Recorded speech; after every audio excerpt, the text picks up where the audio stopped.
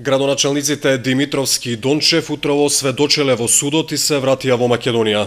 Ги негираа наводите дека шверцувале муниција. Најдените куршуми во касетата на автомобилот не биле нивни, туку на бугарин кој се превезувал со нив откако завршил форумот на кој двајцата присуствуваа. После тоа заминавме во метрото во близина на Благоевград, наш пријател бугарски државјанин кој што пред тоа купил ловечка муниција и ја заборави во нашата кола. Кога отидовме на границата, при рутинска проверка беше пронајдена неколку парчиња ловечка муниција и само известивме дека таа не е наша муниција, дека е наш пријател. Го повикаа него и ние како сведоци на целиот настан дававме изјави, така да целата процедура траеше неколку часа, се заврши како што треба. Бугарските власти беа коректни и професионални во нивната работа. Цело време бевме со Благоевградскиот градоначалник и така да немаше никакви проблеми. Значи, уште еднаш да повторам, се она што беше од изотрината пуштено низ медиумите, дека беше во најголем дел шпекулација. Ратко Димитровски утрово требаше да присуствува на одбележувањето на денот за борба против корупција во Општинскиот совет.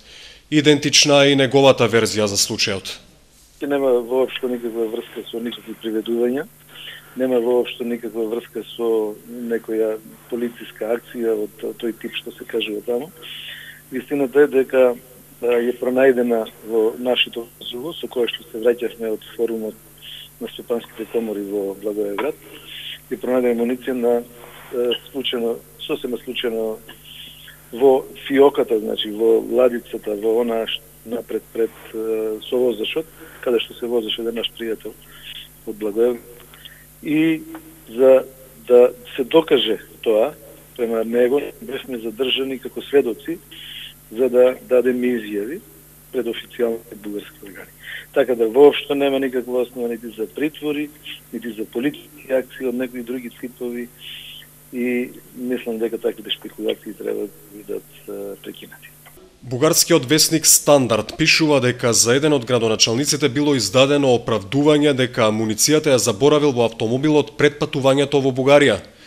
Остана да се слушне официјалната информација од бугарската полиција, зошто се и дали морале да бидат приведени македонските градоначалници кои беа во службена и официјална, а не во приватна посета на Бугарија.